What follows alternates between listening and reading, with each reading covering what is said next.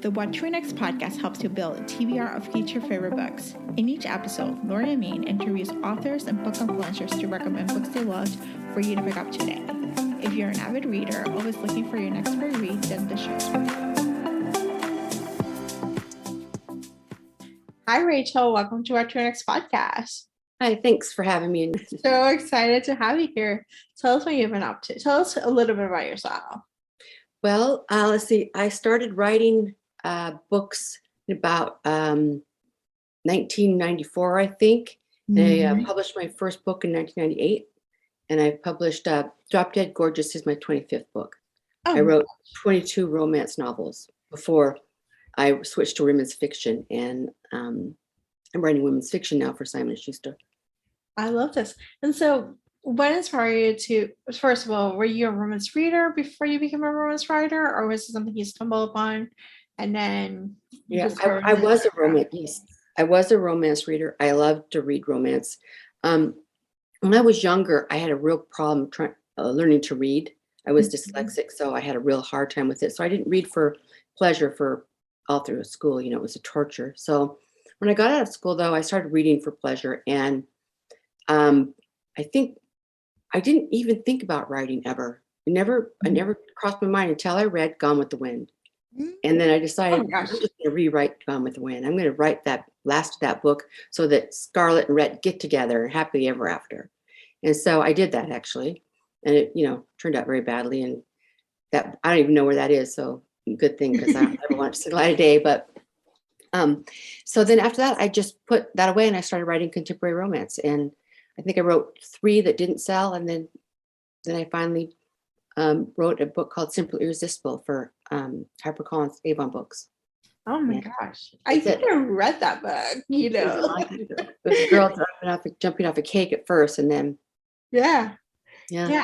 It's a while ago. I think I remember. I was like, I feel like that book is like fairly familiar. It sold really well for me, so Yeah. Mm-hmm. So what made you decide to do the jump into women's fiction, and like, what do you like about the genre? Well, I wrote romance for so long. Well, there are a lot of writers that write more than 22 romance novels, so I was considered slow. But I just got to a point where I didn't think that I had any new characters in my head. I had no new characters. Didn't really have a plot that excited me, and so I went into a little bit of a writer's block for a while. And that was really, really difficult, and it took about 2 years. And what got me out of it was an idea for a women's fiction novel, and that was called How Lulu Lost Her Mind. That came out 2020, right like May, right when the pandemic hit and everything closed down. So it actually kind of got shelved and got pushed back to early summer. So you might not have heard of it, because I don't think anybody did. So let's talk about Drop Dead Gorgeous, because that's a body swap, Yes. Talk about death, but it's an uplifting book, I like to think so, yeah. Well, I got the idea because I've always, I don't like amnesia books. They drive me insane because I don't believe in amnesia.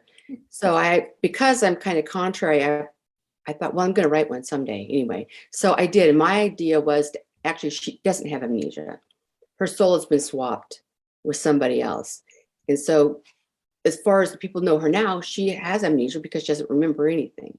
So, but she does remember her old life, and that kind of, she has to figure out, what she wants to do and where she wants to go. And by the end of the book, she has changed, and she's not the same person that she was when she was in a car accident and things happened, and so she switched bodies with another woman who she met at the hospital when she was in a coma. And they were kind of enemies when they were in the hospital, and they were, both in comas, but you got it. Well, my idea is that, I have a hard time with things like coma and stuff like that. So I like to tell myself that people actually, their souls get to come out for a few times, a day, and chat with the other coma patients in the hospital. And that's how you kind of get away with it. But so that's what happened. And the 2 characters meet, they don't get along and they clash. And one of the characters, whose name Edie, ends up stealing the main character's Brittany's spot in heaven.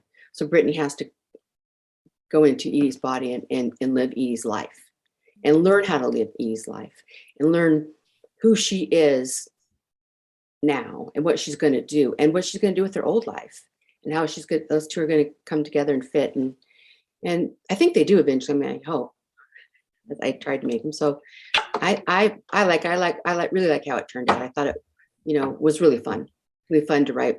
I love the fact that it does deal with some heavy subjects like death, the afterlife, like stuff. But the reviews are like, it's uplifting. It doesn't. It's not. It's a joyful book. Like there's a character arc. It's a feel good book. Yeah, it is.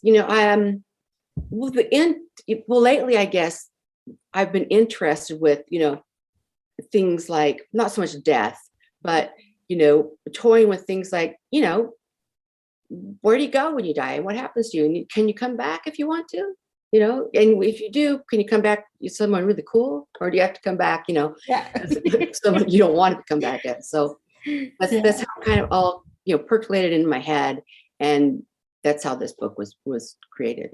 And I love this. Yeah. And so what are you working next? Are you working in some more women's fiction? Well, it is the book I'm working on now is a sequel to Drop Dead. And it's so when Brittany, our main character, gets out of the hospital and she is taken to a mental hospital because people do think she's crazy because she tells them that she is Brittany and she's from Texas, but she's in the body of a woman who's named Edie from Michigan. And so in there, she meets characters all along the way. She meets all these characters. One of the characters in the mental hospital, his name is Katrina. And she's a little crazy, but no one knows why. So in the next book, you get to find out why Katrina is a little crazy. Ooh, I love this.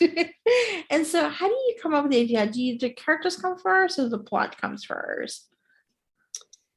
I think characters are easier for me. Characters fairly simple for me. I have a problem with plot. Because I write by the seat of my pants. So plotting is difficult. And, in a book with so many elements like Drop Dead Gorgeous, it really has to be plotted. I just can't wing it because there has to be a reason why things happen the way they do. And I just can't, they just do. So, believe me, So I've had to learn to plot more, and that is hard for me. And I have to change the plots and work around the plots. But characters always come easy to me. So I always start a book with a character. And then I wonder, who is she and what's she like and what's her life like up to the point where this book starts. And then I write the first chapter with this person. And I don't necessarily know who she is at that point. Really. I just write out the first chapter and then I have to figure it out. I have to figure out who she is, what her story is, and where it's going to end up eventually. Yes. And so do you have any books you recommend our listeners to pick up? Well, I just finished one. It's called Dream On by Angie Hoffman. No, I don't want to say it right. So I messed it up because I didn't want to say it wrong. But it's Angie Hoffman, and she wrote a book called Dream On. And I just read it, and it's really, really good. I think it comes out in June and July. Yeah. So yeah, that one's a really good one. And I think that's a coma, right? A person who was in coma, I think. Yeah. Well, she kind of has a coma like mine, and she kind of dreams that she's in a coma. She's had this whole relationship with this dreamy guy, and when she gets out of her coma, people tell her, you don't know this guy. There's no one, this all happened in your mind. This didn't happen, but it was so real to her. And so she gets to the point where she realized that it was a big fantasy in her head while she was in a coma. And then she sees him. And then you decide, then it goes through, them getting together and figuring stuff out. It's really funny and unique. She has a very unique, funny voice. I really enjoyed it. I'm excited for that book too. I read her debut novel was shipped, and it was a great Galapagos Island trip in the middle of the pandemic. I didn't read that one yet, but I will certainly pick it up because I enjoyed it so much. Yeah, this is set in a cruise in the Galapagos Island, and you feel like you're taking a trip, And I read it really in the midst of the pandemic, so I couldn't travel, and I was like, this is just like a trip, and it's just such a snapshot of 2019. Oh yeah. So So was it? Yeah. So they had to wear masks and everything. I'll read that. No That'll be mask, no mask. This is 2019. This is pre-pandemic. So they were right. on a cruise. They were on a cruise. They took excursion groups. There were group settings. Lots of people in it. So very like 2019, before the pandemic. Right before, yeah. I haven't read any books that were set in the pandemic. I don't know that I want to. I don't think I want to either. There's a couple that have come out. Lived it. No thanks. No, I think I want to live in the bubble where it did Yeah. not exist. So awesome. Exactly. Rachel, tell us where you can find you online. You can find me on my website at www.rachelgibson.com or Rachel Gibson on Facebook and Rachel Writes on Instagram.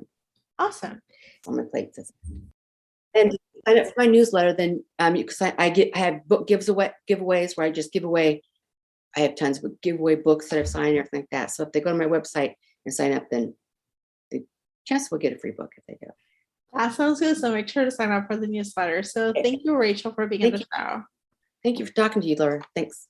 If you enjoyed this podcast, feel free to share with friends, subscribe, rate, and review the show. This is the easiest way to support this podcast. For a list of books mentioned and other romance recommendations, please visit whattoreadnextblog.com. The What to Read Next podcast is part of the Frolic Podcast Network. Please visit frolic.media/podcast to discover new shows to tune in. Thank you so much for listening. Have a great day.